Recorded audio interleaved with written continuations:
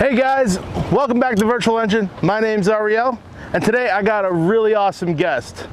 I've been wanting to do this car for a long time. I've never actually got to see it in person until today. This is HellCat Enforcer and its owner, Greg. What's up, guys? You may have seen Greg in several other videos on YouTube. You may have seen this car in other colors, but today it's orange. It's orange today.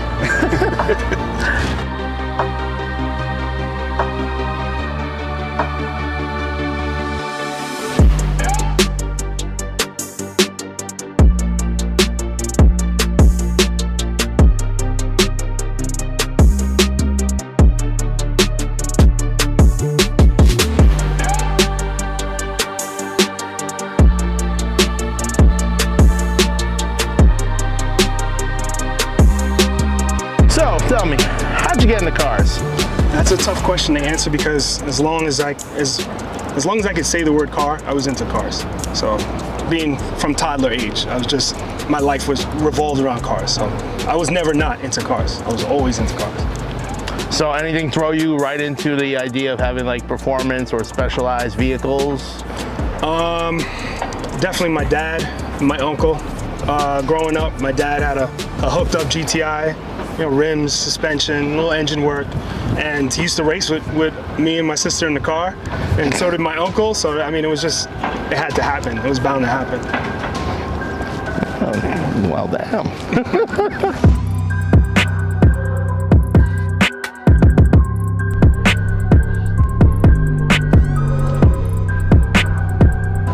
So, growing up with the Volkswagens, growing up with your father doing all the kind of things he did to his car, were you involved in that anyway at the young age? I was so young that I wasn't, but I was enjoying it when he would drive it. And the second I, could think of getting my license, I was bugging him. So eventually I got that GTI, and eventually I crashed it, but I enjoyed it for a while.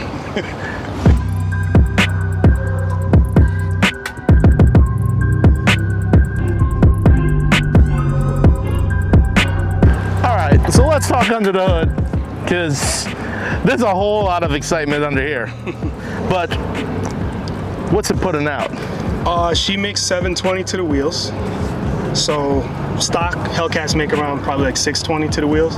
When I first got the car, I was enjoying having, at the time, which is the most powerful production sedan you could get. And for a while I'd race it, take it to the track, enjoy it. She ran 10.4 on the track before I did the wide body. But then I kind of transitioned into show car.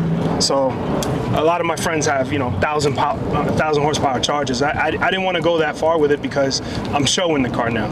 So I cruise with it. I actually enjoy driving it. So I don't want to get 4 miles to the gallon. I don't want to have to rely on E85. So I stuck with just the mods that I did, and I stayed there. She has a upper pulley and a tune. That's it. Makes 100 horsepower over stock. Hey, can't ask for anything more. It's fun, I don't need to make 1,000 horsepower with this. I mean, if you want, I know a really cool V6 is going to be for sale. We could trade. I'm just saying. Hey, I'll take you for a spin. All right, so we got the performance down. Now, how about those visuals? Because, man, you just popped this thing and it's stunning. I appreciate it. So I'm always changing the car. The previous colors, we didn't have all this done. Every time I change a color, I do a little bit more. I think the biggest thing that pops out is probably Queen's Hydro Dip. They hooked it up. So all this is Hydro Dip. And the interior, under the hood, they did a pretty good job, really good job. This is a mural done by this guy in Canada. His name's Corrado Murals on Instagram. Amazing work. He actually, per my request, did it in UV black light. So I have a hood prop that has black lights on the back. So at night, it hits that and that whole thing glows, and it looks pretty badass. Well, damn, this thing's just full of surprises.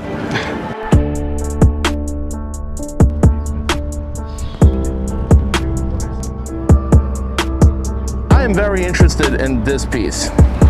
So as a friend of mine, his name is This Is Sketch on Instagram. and I asked him to do some artwork for me. He actually did my trunk also, and he just killed it. There's like a mural of the car in some of the different stages, and my dog in uniform, in military uniform, police uniform, in the trunk. And I'll show that to you later. But he's the one who did this. Wow. Wow. It's beautiful. I appreciate it. Thank you. All right, so orange. Don't get me wrong, I love the blue. The blue with the little bit of the lime color, I loved that iteration, but orange? So the blue has a history. I had a Jetta painted that same blue with color matching. It was like basically the blue version. When this was blue, I had a Jetta that was this, but a Jetta.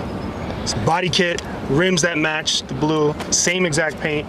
You remember that Volkswagen in Fast and Furious? Of course, though, in the first movie? Yeah, like of the course. kid who ran or whatever. It looked like that. It had a similar body kit on it. I painted that blue, and then I had a motorcycle painted that blue. So I've been dying to paint a car that blue. So that's why I did it that blue. But the paint job wasn't that great. I didn't like the way it came out. So after about a year and a half, I was thinking about redoing it because I wanted it to be done right. I wanted it to be like, show quality paint, which can be super expensive and pain in the butt to take care of. So don't I know? I thought about repainting it, but I was like, if I spend the money and repaint it, people aren't really gonna know. I'm gonna know, but nobody, like Instagram's not gonna know, people's shows not really gonna know. So I spent all that money for nothing. I was like, if I'm gonna spend a little money, at least let me change it up. I forgot where I saw this. It was in an ad. Some guys were giving away a Ram truck that they wrapped in this color. I forget the company, but it was on social media. Once I saw it, I was like, yep, that's it. I'm doing it. And damn, it looks good. I appreciate it. Thanks. All right, so we got a favorite memory with this thing? Because I'm sure you got hundreds. A lot, yeah. But any that stand out? Probably my favorite memory is just recently. It's only been a few weeks ago, actually. Really? I got the pleasure to get invited to the New York Auto Show through Never Ride Stock. Rob and Never Ride Stock. We worked out something. He was able to get me in the show. It's like basically a childhood dream of mine. I've been going to the New York Auto Show since I was a kid with my dad, and I didn't tell him that I was going to have the car in the show. So I just invited him and the family, and we went to the show, and I was like, bam, surprise. So that was probably my favorite memory, having my car in the New York. That's amazing. And then being there with my dad. That was it for me. So coming off the auto show, this is probably going to be a hard one for you to answer, but what are some of the things you don't like about this car? She's heavy, but at the same time, when it comes to driving like a car for true sportiness, this thing's a boat. But I like it. It's a tourer. I'm not a small guy, so I enjoy this car. Like I said, I have Volkswagens my whole life, and I used to get, my car's too small for you. So I got a big car, so I want to hear no boat nonsense. Probably had to say the thing I hate the most about the car is just the bad name that some of the people are making for it, because in our Mopar world, half the country's doing donuts in intersections and running people over, and that's kind of a negative thing that's associated with it. Yeah, no, I definitely have seen that recently a lot more. Shout out to our governor. Other than that, I love this thing, so it's hard.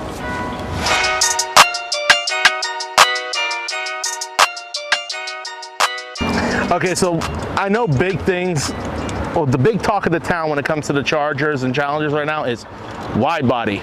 Everyone wants to get a wide body, but I know some people watching know you did it first. You technically did it first, and I gotta say you did it better, because it's a lot wider than what they're throwing down on the stock cars right now. I gotta say, I really like what Dodge did. I like the way it came out. I'm in love with it. Every time I see it, I'm in love with it. This, I tried to do. We actually, I'm sure Dodge was working on that for a while, so I just beat him to the street with it. But I got inspired by a good friend of mine who wide-bodied his Challenger, but I didn't want to do a bolt-on kit. So I started looking for something that I could do that was custom, and I found Ulterior Motor Shop in California, and they sell universal flares. So these are stainless steel And yeah, I mean they're welded to the body of the car. I was about to ask because I remember I saw bits and pieces in your stories back then, and I didn't know how you actually got them onto the car. Yeah, they're welded. So they're welded. Welded. And for the bumper, we built brackets, metal brackets behind that kind of support it, and then just did the body work. So the quarter panels welded, doors welded, the bumpers, they have special brackets behind there. I mean, it came out amazing. Every time I see it, it's like, I had to do some modifications because the flares, the wheels sitting out where they are, and being 22s, every time I turn, it would touch the wheel well, so I had to kind of cut out the wheel wells a little bit. Still rubs, but you know, it wasn't designed for this, so I had to figure it out. and man, you did it expertly. And came out all right.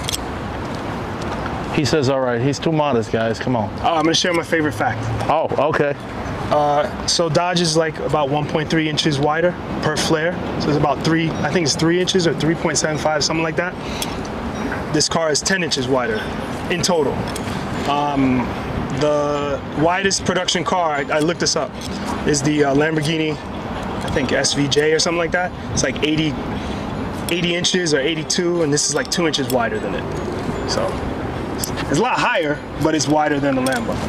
So any problems with having it so wide, driving it around? The only issue is the tires can rub inside the wheel well.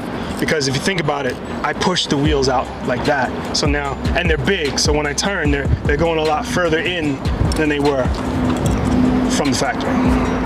But no, so far so good.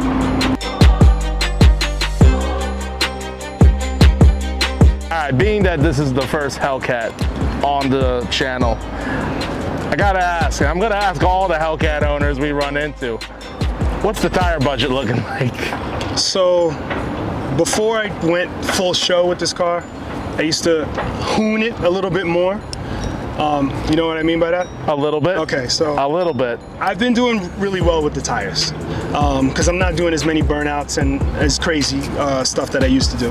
The tire letters do not like burnouts, and you know, changing the tires is a production. It messes up the tire letters. I don't like to put the excess wear and tear on the 3-piece wheels, so I've toned it down a little bit. So my budget's, you know, I'm like a normal driver when it comes to tires right now.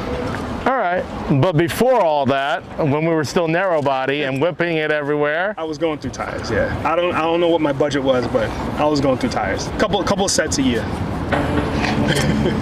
For the rears, anyway. Am I breaking through?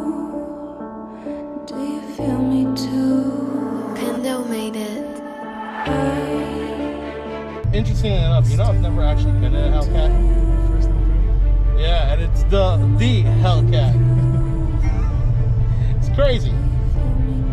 So I've been keeping this, like, I have the factory exhaust. I just got rid of the cats and they have mufflers in the back. QTP mufflers, ever heard of them? I have not. They have a cutout built into it. Ah. So I can make it loud, I can make it quiet. And I've been keeping that because I need it to be quiet in my neighborhood. But I'm about to change the mufflers this week. So I'm a little louder. So once you change the cold air intake on HellCats, like something like V-Woody, which is what I have, you really hear the supercharger whine. So I'll give it a little blip for you. You'll hear it. That's how you know you're in a HellCat. Yeah, no, the fastest. Ready? All right.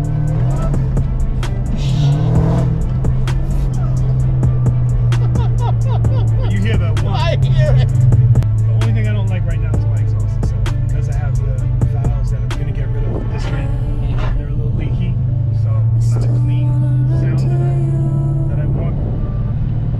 So by next week I'll have So now, I'm very curious. Why is your Uconnect black screen? I don't know. Ever since it's on. You just have to tap it to get it to come on. I don't know why it's in that mode right now. Whoa, that's Shuts off. Okay, so it does work. I was Yeah, it about to works. say, wait a minute. It works. It just Oh, this Mustang is probably like having a what the hell moment. He probably just doesn't know where we're going. He was like, oh my god.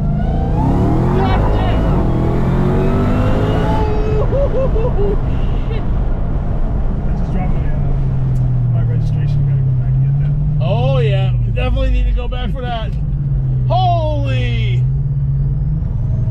Dude! What else did I drop? But what? There's a shoot going on around here. I'm down!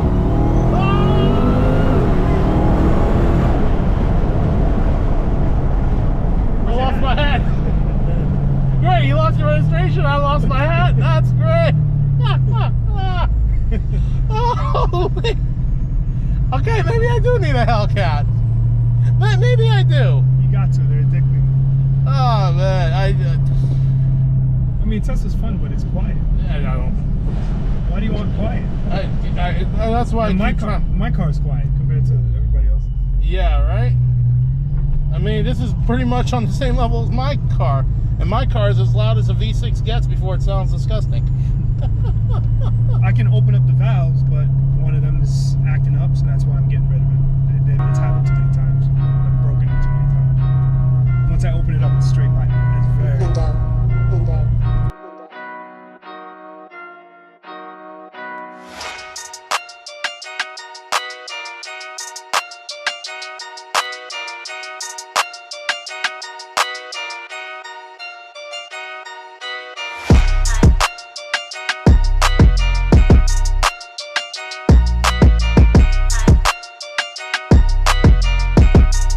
So we talked before we started all the filming and talking about everything to do with the car. And one of the things you mentioned to me is everyone and their mother and father ask about the ski box. Yeah. So how did we get to this? How did we get here? So it started with a picture on the net. It was a picture of a black Audi R8 in a snow scene, like they were going skiing or something. I was like, why is it R8 like in the snow? And it was beautiful. Black Audi R8, all black, murdered out, snow everywhere, and it had a black roof box pushed to the back like this. And I was just like, that is sexy. I like that. A couple years later, I didn't do anything. A couple years later, went to a Funk Flex auto show in, I think it was in Jersey, I forget where it was. And I ran into this guy, Zoomy. He's a photographer. I don't know if you ever... I've seen him on Instagram here and there. Yeah, he had a Camaro with a roof box, and I love the way it looked. And I was like, maybe I should do that. It was just something, once I got full show, I was like, just something else I could customize. So I did it. I knew it was gonna be polarizing. Some people, like, what the hell is it? I like it, so I'm keeping it for now. He says for now. Who knows? But I see you keep it with the theme, rap. Well, that was the point. To do something that I thought looked cool and something that I could customize. So it has lights, it has custom wrap to match, and it has there's speakers in there too. Excuse me, you said speakers? Yeah, there's speakers in there.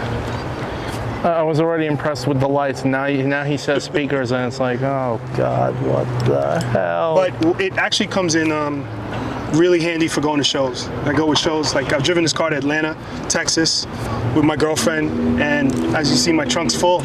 So we put a tent, chairs, luggage up there. Comes in real handy.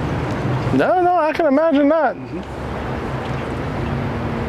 So now let's get to this interior, because man, you opened the door and I already was looking into the interior. I saw the beautiful leather work from Cat Skins, right? Mm-hmm. I saw the hydro dip you mentioned earlier. Queen's hydro dip, yeah. I saw the forged carbon steering wheel. MHF auto lighting, sponsored. Gotta love it. Mm-hmm. But you opened the door, and if you could show everyone the little impressive feat that was achieved here. So Cultivated Customs wrapped the car. And we were doing a few things when we wrapped the car, and I was like, the car was blue from when I painted it. I was like, I can't have blue when you open the door, not for shows. So we decided to go with the forge, the same forge that's in the stripe, and Cultivated Customs did their thing and wrapped all the door jambs, and I like the way it came out. You can't tell in person, but the way it looks, it has this little bit of reflectiveness to it. It's amazing. So let's talk about the interior seats. Inspiration for this is obviously based on the orange wrap that you have going. Just the fact that I couldn't keep it tan. I wanted something to match, so I went with cat skins. Now, if you ever change the color again, which I'm sure you're going to eventually, are you going to change the interior with it? So since I did so much when I changed it to this color, like with all the engine-based stuff, if I do any changes, I'm keeping this color scheme for a while.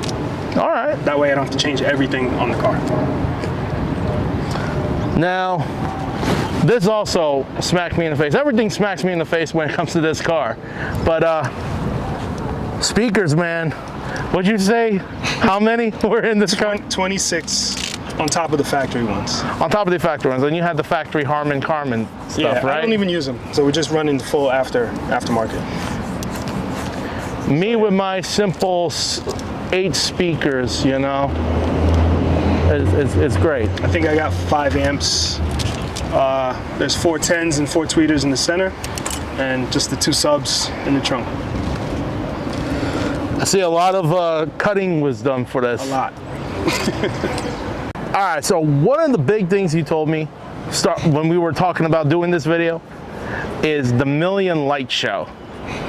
So he's got the big grin, so he knows. Let's start with the wheels.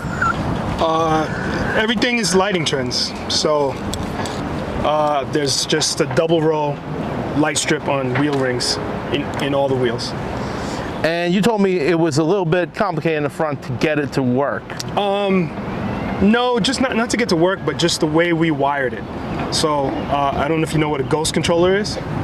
So everything is color flow. So everything is programmable LEDs, so they can all dance. But I wanted everything to be connected. So a lot of cars where you get like the underglow, for example, if you start like a pattern that goes out just on the front, because it's not the same strip on the side, when it starts in the front, it's going to start on the sides and start in the back all at the same time. I didn't want that. I wanted it one light to start like in my hood scoop, and that individual LED will just go all the way around the car. So Anthony at Lighting Trends had to do some of his magic, and he connected everything together. I didn't know what I was doing there, so they hooked it up. So we got the wheels, we have underglow, we have the headlights.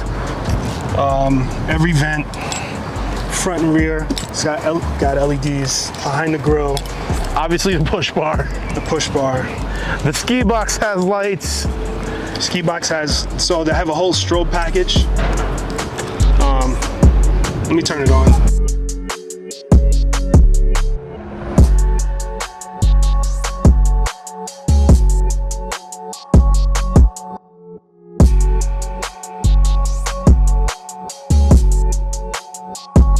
So these lights, it's unlike anything I've ever seen before. I've never seen a car that can do it the way you described it.